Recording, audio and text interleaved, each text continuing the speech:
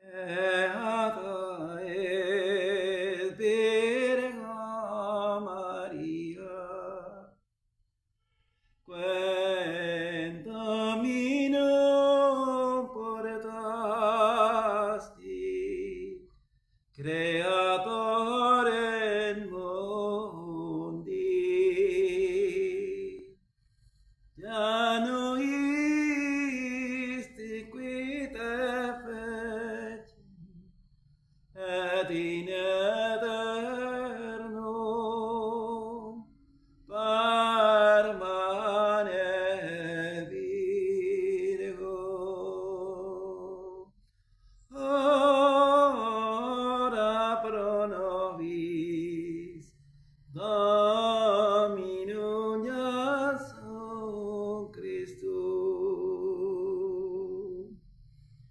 Eructavi cor meum verbum bonum, Dico ego opera mea Regi. Beata es Virgen María, quem Dominum portasti, Creatorem mundi.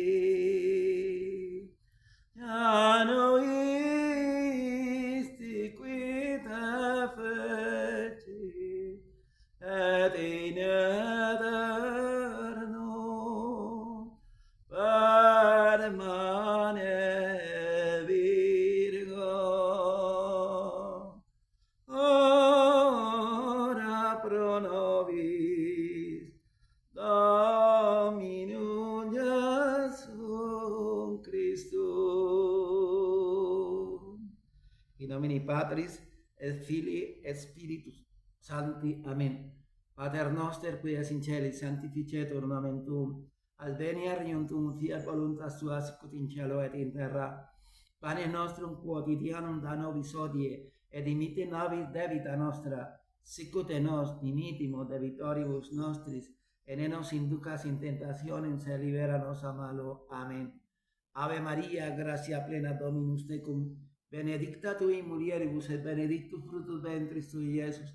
Santa Maria, Mater Dei, ora pro nobis peccatoribus, nunc et in hora mortis nostri. Amen. Ave Maria, gratia plena Dominus tecum, benedicta tu in mulieribus et benedictus fructus ventris tui, Iesus. Santa Maria, Mater Dei, ora pro nobis peccatoribus, nunc et in hora mortis nostri. Amen. Ave Maria, gratia plena Dominus tecum, benedicta tu in mulieribus et benedictus fructus ventris tui, Iesus. Santa Maria, Mater Dei, ora pro nobis peccatoribus, nunc et in hora mortis nostri. Amen. Gloria Patri et Filio et Spiritui Sancto, sicut erat in principio et nunc et semper et in saecula saeculorum. Amen. A te levavi oculos meos, quae vitas in celis, ecce sicut oculo servorum manibus Dominorum suorum, sicut oculo ancilla manibus Domini sue, ita oculi nostri ad Dominum Deo nostri, done miseratur nostri. Miserere nostri, Domini, miserere nostri, quia multum replete sumo despectione, quia multum replete anima nostra, opera in abundantia et specius superbis. Gloria Patri et Filio et Spiritui Sancto, sicut erat in principio et nunc et semper et in saecula saeculorum. Amen. Sancte Michaele Arcangele, defende-nos in prelio contra iniquitia et insia diabolis tu presidium. Impere Deus supere peccamur. Tuque principis celestis Satanalius, que spiritu malignum, quia partitione in mane pervagantur in mundo divina virtute in inferno detrude. Amén. In nomine Patris et Filii et Spiritus Sancti. Amén. Este video tiene como objetivo seguir con la catequesis. Soy el Padre José Manuel. Me alegra que estén mirando el video. Dios les dé la gracia de mirarlo hasta el final. Vamos a hacer la traducción de algunas partes de lo que se reza en latín para que las personas nuevas pues no se sientan como tan pues, ajenas a lo que se está cantando. Primero, el cántico, que es el himno de la sección de la catequesis, acordando y meditando sobre lo que la Santísima Virgen María dice en el capítulo 1 de San Lucas 48, versículo 48. Bienaventurada me llamarán todas las generaciones. Entonces, por eso se le canta esto a la Virgen: bienaventurada es Virgen María, porque al Señor postraste, creador del mundo, procreaste aquel que te hizo y para siempre permanece virgen. Ruega por nosotros al Señor Jesucristo. Pero Exhalo mi corazón una palabra buena, dedico yo mis obras al Rey, y se repite, bienaventurada Virgen María, porque el Señor portaste, creador del mundo, procreaste aquel que te hizo y para siempre permanece virgen, ruega por nosotros al Señor Jesucristo. Esa es la traducción del himno de entrada. Del salmo que se rezó, es el Salmo 122, como les he dicho, es el gemido al Santísimo Dios por nuestra Madre la Iglesia, y dice: yo levanto a vos mis ojos, a vos que habitas en los cielos, como los ojos de los siervos están fijos en la mano de su señora, como los ojos de la esclava lo están en los de su señor. Como los ojos de los siervos están fijos en las manos de sus señores, como los ojos de la esclava lo están en las de su señora, así están fijos nuestros ojos en el Señor Dios nuestro hasta que se apiade de nosotros. Piedad de nosotros, Señor, piedad de nosotros, porque estamos ya muy llenos de oprobio. Nuestra alma se abrevió ya con el exceso del desprecio y los ricos de la irrisión de los soberbios. Nuestra Madre la Iglesia, asfixiada por la serpiente del Vaticano, manipulada por o representada por la sinagoga y la logia, no se les olvide. Vamos entonces a empezar un tema importantísimo en la catequesis. Ya estamos viendo los sacramentos, que este sacramento ya es el sacramento de la Eucaristía. Queremos tener claro que la Eucaristía. Entonces, ¿qué nos dice el Padre Faría en el curso superior de la religión, de la parte de la Eucaristía? Dice, hay un cuadro sinóptico, dice generalidades, definición, nombre y figuras, errores, división de la materia.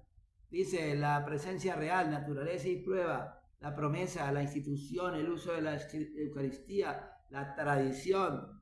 Segundo, cómo se verifica 5 misterios, la transustanciación, permanencia de los occidentes, cómo está el cuerpo de Cristo, Cristo bajo las 2 especies, sobre cada especie, multiplica su presencia, la Eucaristía como sacramento, excelencia y culto a la Eucaristía, generalidades, elementos, materia, forma, ministro, sujeto, la comunión, naturaleza, obligación, disposición del alma, disposición del cuerpo, efectos de la comunión, la Eucaristía como sacrificio, del sacrificio en general, nociones, sacrificio de la antigua ley, sacrificio de la cruz, del sacrificio de la misa, su naturaleza, verdadero sacrificio, relaciones con el sacrificio de Cristo, fines de la misa, latréutico, eucarístico, propiciatorio e impetratorio.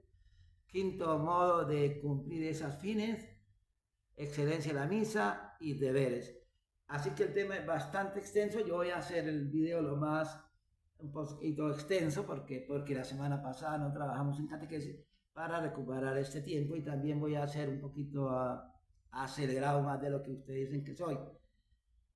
Dice generalidades. ¿Qué es la Eucaristía? La Eucaristía es un sacramento que contiene verdadera, real y sustancialmente al mismo Jesucristo, con su cuerpo, su sangre, alma y divinidad, bajo las especies de pan y vino.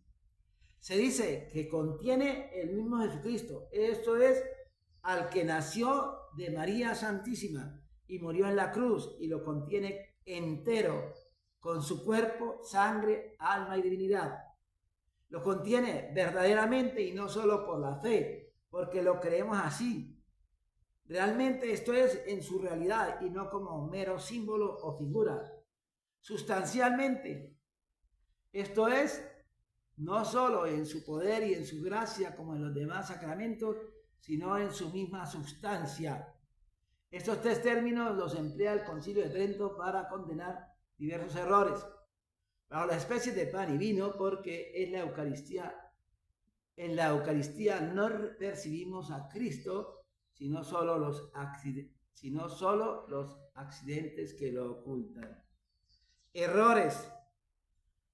Antes del protestantismo, la presencia real de Cristo en la Eucaristía fue negada aisladamente por algunos, por ejemplo, como Berengario en el siglo XII, quien se retractó. Los albigenses en el siglo XIII y Wycliffe, según parece, precursor del protestantismo en el siglo XIV, fueron errores aislados y de poca trascendencia. de los protestantes, unos niegan rotundamente la presencia real de Cristo, otros la admiten, pero con graves errores. Niegan la real presencia del Cristo nuestro Señor en la Eucaristía. Zwinglio, quien enseñó que la Eucaristía es una mera figura de Cristo. Calvino, para quien Cristo está en la Eucaristía por su poder, pero no sustancialmente. Muchos otros protestantes que enseñan que la Eucaristía es un simple símbolo de la pasión de Cristo, o que éste solo existe en ella por la fe del que lo recibe, esto es porque lo creemos así. Explican erróneamente la presencia real de Cristo en la Eucaristía. Lutero, quien admite que en la Eucaristía existen al mismo tiempo la sustancia del pan y del vino junto con el cuerpo y la sangre de Cristo. Qué absurdo. Error que hoy admiten muchos protestantes. Osiandro, que admitió la impanación, o sea, la unión personal o hipostática entre el pan y el cuerpo de Cristo. Algunas sectas protestantes que admiten la existencia de Cristo en la Eucaristía solo cuando se recibe la comunión, enseñando que no perdura en la hostia consagrada que se guardan después en el sagrario. Eso ya se está viendo en la religión global. Nombre y figura de la Eucaristía, división del tratado. Eucaristía significa buena gracia, gracia excelente, llámese así, porque contiene a Jesucristo, fuente de toda gracia.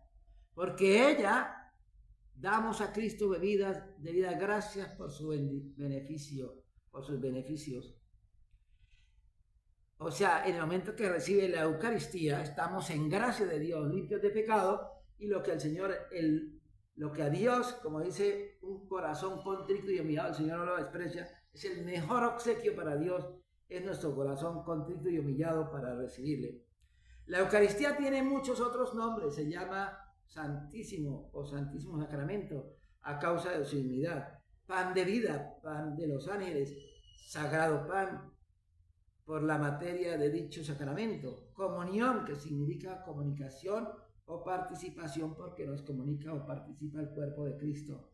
Sagrada mesa, sagrado banquete, eso sagrado banquete nosotros no lo utilizamos porque eso es como protestante. Sacramento del altar, sagradas, por el lugar en que se recibe o en que se instituyó. Sus principales figuras son el Cordero Pascual, cuya sangre libró de la muerte a los israelitas. El sacrificio de Melquisedec, quien ofreció a Dios pan y vino. El maná, que mantuvo a los israelitas a través del desierto. Podemos considerar a Cristo en la Eucaristía de tres maneras. En cuanto en ella se contiene, se ofrece y se recibe. En cuanto en ella se contiene a Cristo, tenemos la presencia real. En cuanto en ella se ofrece Cristo, hallamos el sacrificio de la misa. En cuanto en ella se recibe a Cristo, encontramos el sacramento de la comunión. Dividiremos pues en estas tres partes nuestro estudio. Primera parte, presencia real. En la Eucaristía está presente Jesucristo con su cuerpo, alma, divinidad, oculto bajo la especie de pan y de vino. Lo sabemos así por las palabras que prometió en su institución, por las palabras con las que instituyó, por las palabras con que la instituyó, por la enseñanza de San Pablo sobre el uso de ella, por la doctrina y tradición de la Santa Madre nuestra, la Iglesia. En San Juan encontramos el discurso en que Jesús prometió el modo claro y preciso la institución de la Eucaristía. San Mateo, San Marco y San Lucas nos describen su misma institución. San Pablo reprende a los cristianos que hacen mal uso de ella. Consta de un modo tan claro en la Escritura la institución de la Eucaristía que ni el mismo Lutero se atrevió a negarla. La promesa de la Eucaristía. Cristo prometió la institución de la Eucaristía con estas palabras. El día siguiente a la multiplicación de los panes dijo a los judíos: el pan que os daré es mi misma carne para la vida del mundo. Aquellos admirados se preguntaban: ¿cómo puede darnos a comer su misma carne? Jesucristo insistió diciendo: en verdad os digo que si no comiereis la carne del Hijo del Hombre, ni no bebiereis su sangre, no tendréis vida en vosotros. Porque mi carne es verdadera comida y mi sangre es verdadera bebida. Todo el capítulo 6 de San Juan, desde el versículo 27 hasta el 72, es un largo discurso del Señor en que promete la institución de la Eucaristía. Los judíos que no comprendían cómo podía darles a comer su cuerpo, se escandalizaron y decían: dura es esta doctrina, ¿y quién puede escucharla? El que crea que Cristo es Dios puede escucharla, el que no crea no puede. Y muchos de sus discípulos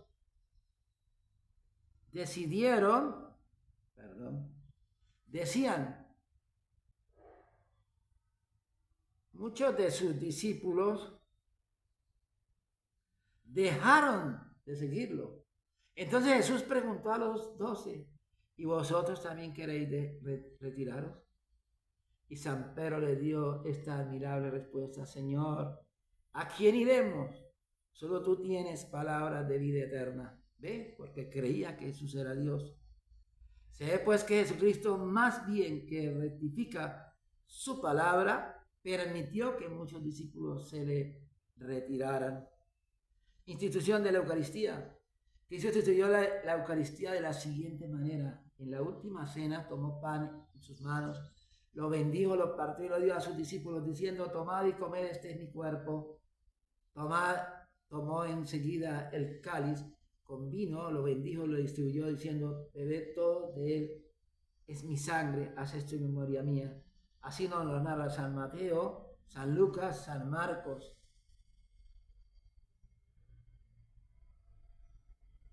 Sobre estas palabras debemos advertir que las hemos de tomar en un sentido natural.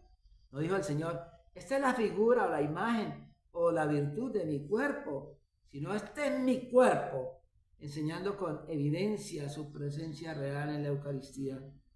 Si Cristo hubiera usado equívoco o palabras figuradas, hubieran engañado a la Iglesia y a todos los fieles de todos los siglos, los que no podemos jamás admitir. Estas palabras, tomadas en su sentido natural, son tan claras como las que más en el Evangelio. Por el contrario, si se toma en sentido figurado, no son tan difíciles de explicarnos. Son tan difíciles de explicar que se ha dado sobre ellas más de 200 explicaciones por los protestantes, encontrando cada quien deficiente la interpretación de los demás. Así Lutero quiere que se interprete: aquí está mi cuerpo junto con el pan. Qué absurdo. Zwinglio, como diciendo: aquí está mi cuerpo con mi pan, pero yo no pude quitar el pan, me tocó quedarme ahí al lado con el pan. Ave María Purísima. Zwinglio: esta es la imagen de mi cuerpo. Uy, no, es que me da asco leer estas cosas. Calvino: esta es la virtud de mi cuerpo. Al diablo con todas sus herejes.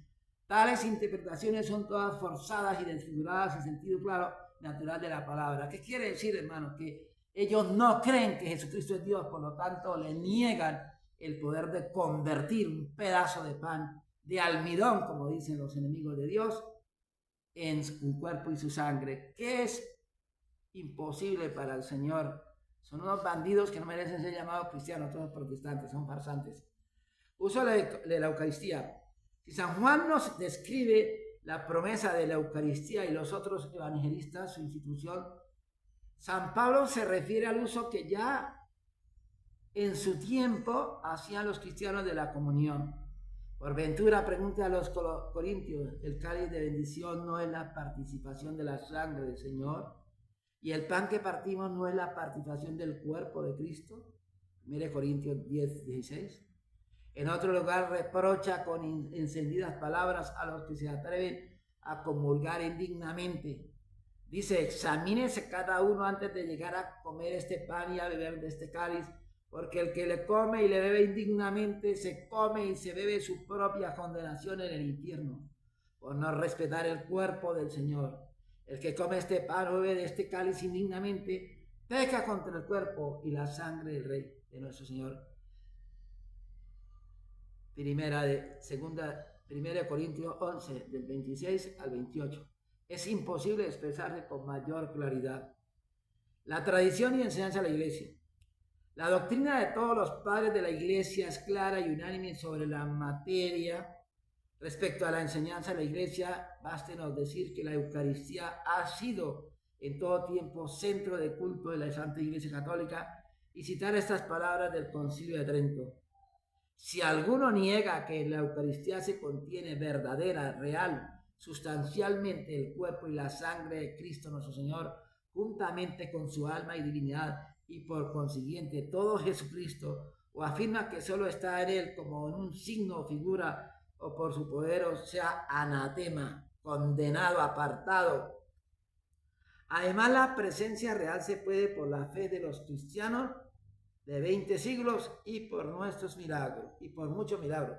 Además, la presencia real se prueba por la fe de toda la Iglesia y de muchos milagros eucarísticos. Conclusiones contra la doctrina protestante.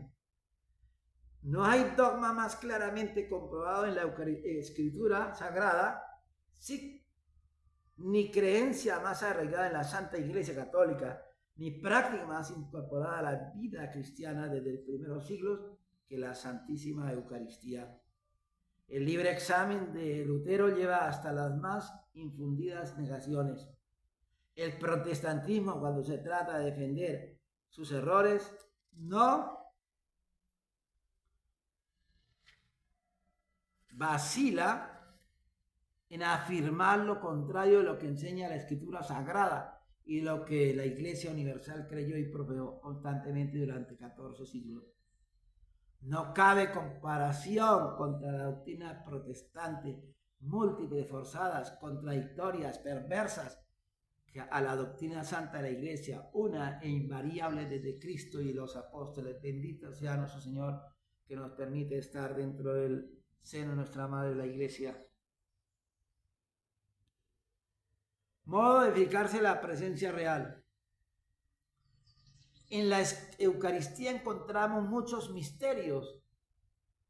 Ella ha sido llamada por excelencia el misterio de fe, misterio fidei.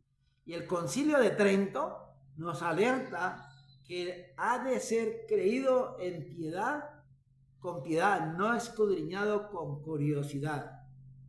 Nuevamente hemos de repetir aquí que nos creemos en verdad, que no creemos una verdad porque la comprendamos, sino porque Dios nos la ha revelado en forma que no da lugar a duda prudente.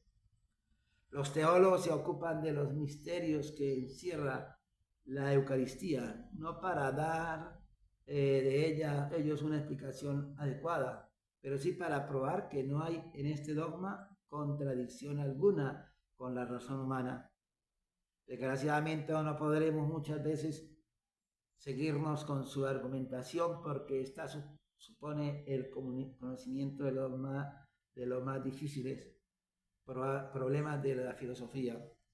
Advirtamos por último que en la Eucaristía no podemos juzgar por lo que nos dicten los sentidos, sino por la enseñanza de la fe. Los 5 principales misterios de la Eucaristía son: A. Cómo se convierten la hostia y el vino en el cuerpo de Cristo.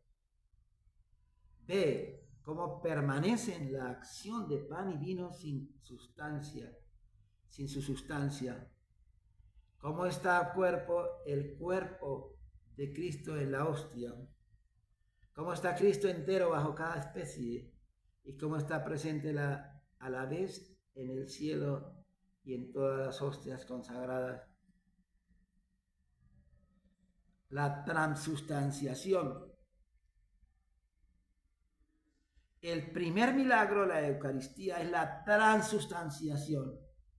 Esta consiste en el cambio o conversión de toda sustancia de pan en el cuerpo de Cristo, o sea, en la carne de Cristo con su cuerpo, su hueso, todo, y toda su sustancia del vino en sangre preciosa en virtud de las palabras de la consagración. Como se ve, transustanciación significa cambio de una sustancia a otra. En la transustanciación se verifica en el momento mismo en que el sacerdote pronuncia sobre el pan y el vino las palabras: este es mi cuerpo, esta es mi sangre. De manera que después de estas palabras no existen ya ni la sustancia del pan ni la del vino, solo existen sus especies o apariencias exteriores, olor, color, sabor, etc. Precisando más este misterio, digamos que en la Eucaristía, primero, no hay aniquilamiento de la sustancia del pan, porque este no se destruye, no desaparece, ni creación del cuerpo de Cristo, porque este no es producido de la nada, ni aducción del cuerpo de Cristo del cielo a la tierra. Lo que hay es la conversión de toda sustancia del pan y del vino en el cuerpo y la sangre de Cristo, obrada por el poder infinito de Dios. Hablando con propiedad, el Verbo divino bajó del cielo a la tierra para la encarnación, pero no bajó para la Eucaristía. En este hay una conversión de una sustancia en otra que se realiza en la tierra. Tenemos en la naturaleza ejemplos de conversión de una sustancia en otra. Por ejemplo, el alimento se cambia en nuestra carne y sangre y la semilla en el árbol. Pero no en estos casos no hay milagro, porque la transformación se hace lentamente y con el concurso de medios naturales. Cristo no sufre en la Eucaristía ninguna mutación. Toda la mutación se realiza en el pan y en el vino. Cristo permanece inmutable. Yo pienso, vamos a dejar acá, pero antes quería decirle esto se lo digo no para que me tengan por santo ni nada. Yo soy un miserable, desterrado en este valle de lágrimas, pero las cosas de Dios hay que predicarlas, son bondades del Señor. Yo no me estoy queriendo santo, y ustedes ya saben qué clase de joyita soy, y lo único que le falta es saber mis miserias y mis pecados, que son muchísimos y gravísimos. Pero yo cabe acá decirles, para terminar este primer capítulo del video del Santísimo Sacramento, cómo el Señor tuvo clemencia de mí el día cuando yo fui ordenado, que yo les he comentado varias veces ya, creo, cómo el Señor, yo jamás en mi vida, como les dije la vez anterior, había dudado que el Señor estuviera en la hostia. Eso es un milagro y es una gracia de Dios tener esa fe, porque la da, la fe. Pero el día que yo fui a celebrar la primera Santa Misa después de mi ordenación, cuando yo pronuncié las palabras de la consagración, yo dudé porque me pareció imposible que con esas palabras tan pequeñas, o sea, no, eso es lo que me admira a mí de la Santa Misa, y después vamos a seguir hablando de eso, de cómo en un rito tan sencillo, la gente lo ve terrible, pero porque es que el diablo les hace ver terrible todo lo que sea de Dios. Y resulta en un rito tan sencillo donde no hay manoteos, ni soplos, yo veía por ahí un video de alguien que, no sé, lo vi por curiosidad, donde es que vamos a sacar aquí unas fuerzas de no sé qué, y empezó a hacer así como unos símbolos como parecido a una cruz, parecía no sé qué, pero no hacía la cruz como para no comprometerse, y soplos y no sé qué, y eso en la Iglesia Católica, en la Santa Misa no se usa. Entonces cuando yo llego a la consagración, y veo que con esas palabras yo dije, esto no puede ser que este pedazo de pan, que es la hostia, se convierta en el cuerpo, la sangre, el alma y la divinidad de Jesucristo. Jesucristo es Dios y se convierte en este pedacito de pan. Vea, así duré 3 días pensando si esto es una mentira, esto es una payasada. Yo estoy haciendo un payaso y promoviendo las payasadas. Y yo entré en una crisis verdaderamente profunda, no solamente del sacerdocio, sino de mi fe. Vea, y el Señor, tan bondadoso, sin yo merecerlo, como en tantas bondades que me ha tenido, el tercer día, cuando yo iba a celebrar el santo sacrificio de la misa, en el momento de la consagración, el Señor me hizo escuchar la voz intelectualmente. Me dijo, yo soy el que lo hago. E inmediatamente me dio la gracia de ver como cuando va un tubo pasando, un agua pasando por un tubo. Yo me di cuenta que yo era simplemente el medio. Y esto lo repito varias veces, lo he repetido en el canal, porque fue la verdad. Yo no sé, el Señor, como dice, no sé qué el Señor me dio a mí para darme esa gracia, sinceramente, que me da ganas de llorar, de darme ese mensaje, cosa que, y hoy en día, viendo cómo se trata la hostia de las ceremonias, pues realmente es impresionante.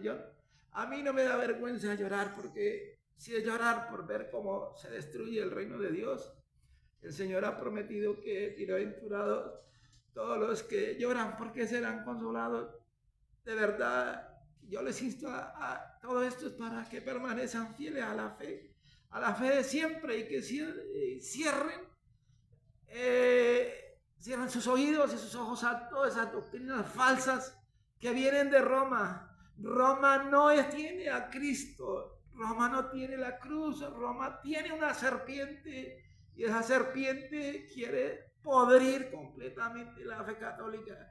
Yo lamento muchísimo mostrar tanta sensibilidad, pero realmente hay una bienaventuranza. Bienaventurado el que llora, che Dio sia apiade della Iglesia, adiutorio nostro, nomini Domini, qui feci cielo, mete errando, Domino, proviscune con espíritu tuo, benedicamos a Domino, Deo, gracias. Benedicat vos omnipotens, misericordia Domini, Pater, et Filius, Spiritus Sanctus, amén. Que todo Dios sea glorificado.